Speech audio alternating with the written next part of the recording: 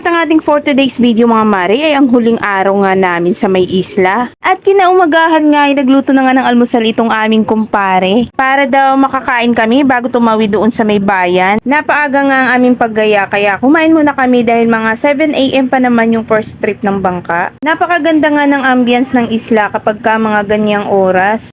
Feel ko nga magandang umupo dyan kapag ka ikaw ay nagkakape mga mare. Ang mamimiss ko dito sa isla pagkadating ko sa Maynila ay ang sariwang hangin at napakatahimik. Sana ipagkaloob ni Lord na makabalik kami dito sa may isla at kasama na ang aming dalawang prinsesa. So fast forward muna tayo at ito na nga nasa Pantalan na kami. Papunta na nga kami doon sa may bangka. Habang naglalakad nga kami papunta doon sa may bangka, itong aking kumpare may kinukwento na ang daan daw dati ay doon pa sa may kabila. Kapag daw dadaong yung malaking bangka ay kailangan pang sumakay ng maliit na bangka bago makapunta doon sa may isla. Buti na lang at nag-improve na itong kanilang pantalan. So, ayan nga kami mga mare, tamang video-video lang papunta doon sa may bangka. At ito pa nga yung isa naming dinaanan papunta doon sa may bangka. So, paalam muna sa'yo, Cagbalete Island. Sobrang ganda ng na-experience namin dito. Hindi pa nga namin naiikot lahat ay sobrang na-amaze na kami dito sa island na ito. So, fast forward ulit tayo. Andito na nga kami sa bangka, nakasakay na. At ito nga si Feeling Boss ay okay na siya. Hindi na siya kabado 20. Kabado, gis na lang siya mga mare.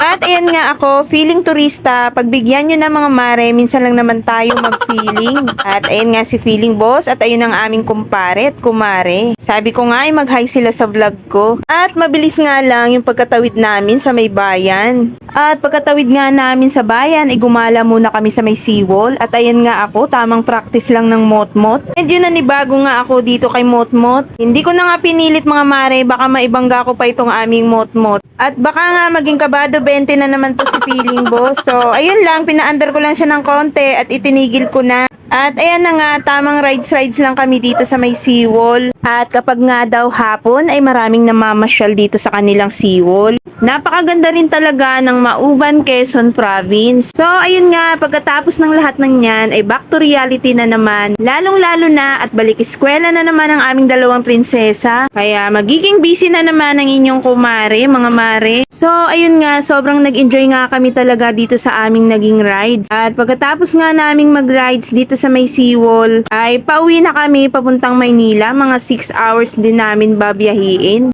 At hanggang dito na lang ang ating for today's video. Salamat sa panonood. Hanggang sa muli mga mare.